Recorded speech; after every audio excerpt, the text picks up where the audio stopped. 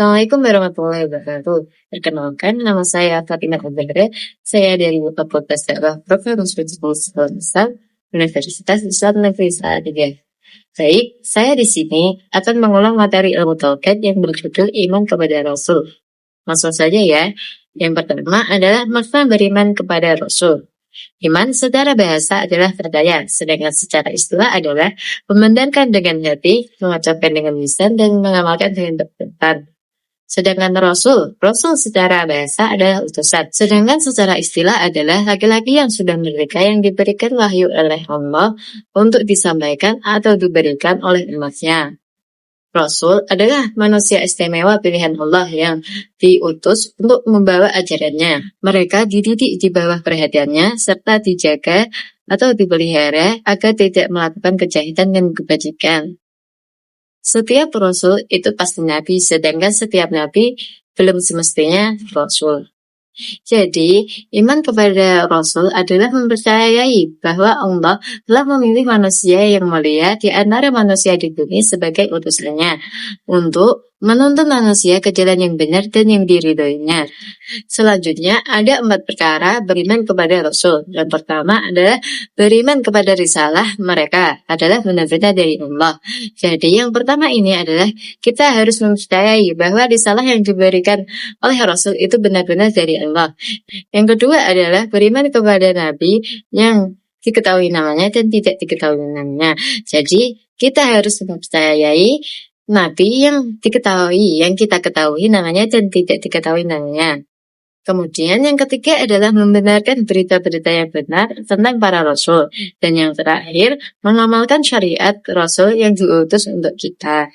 Jadi, itulah 4 perkara beriman kepada Rasul.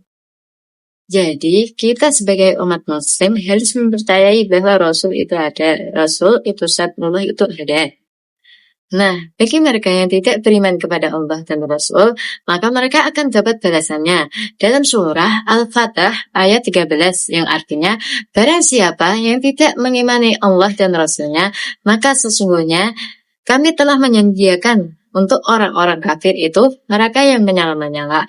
Jadi, orang yang tidak beriman kepada Allah dan Rasul, maka Allah telah menyediakan neraka yang menyala-nyala untuk mereka yang tidak beriman kepada Allah dan Rasul.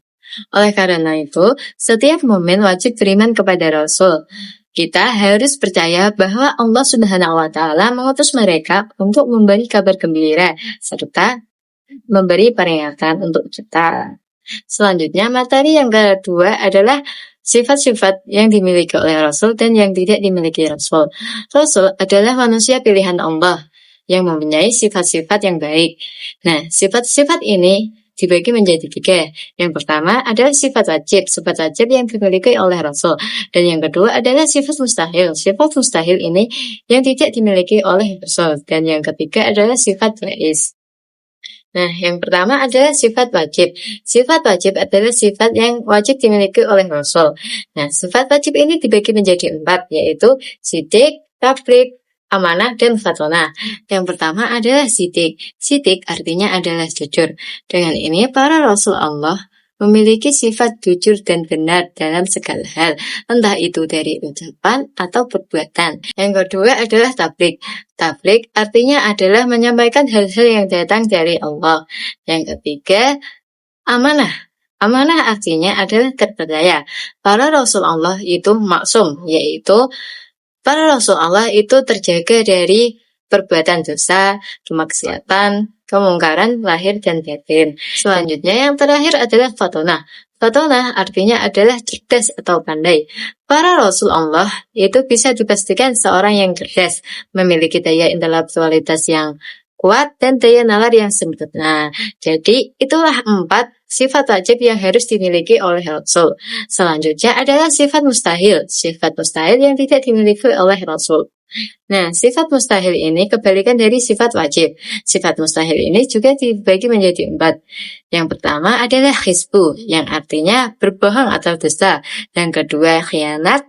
Khianat artinya adalah tidak dapat dipercaya. Yang ketiga, khidmat, yang artinya menyembunyikan. Dan yang terakhir adalah baladah, yang artinya bodoh atau dungu. Selanjutnya adalah sifat jais. Sifat jais adalah sifat yang diperbolehkan bagi mereka. Sifat ini adalah sifat-sifat manusiawi, contohnya makan, minum, tidur, sakit, dan menggauli istri secara halal. Nah, itu tadi bukti bahwa Rasul memiliki sifat jais.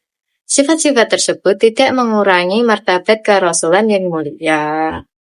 Baik, selanjutnya adalah materi yang terakhir. Materi yang terakhir adalah pengaruh beriman kepada Rasul. Adapun beberapa pengaruh beriman kepada Rasul. Yang pertama adalah mengetahui rahmat dan perhatian dari Allah. Yang kedua, mengikuti risalahnya. Dan yang terakhir adalah bersyukur kepada Allah. Itulah beberapa pengaruh ketika kita beriman kepada Rasul.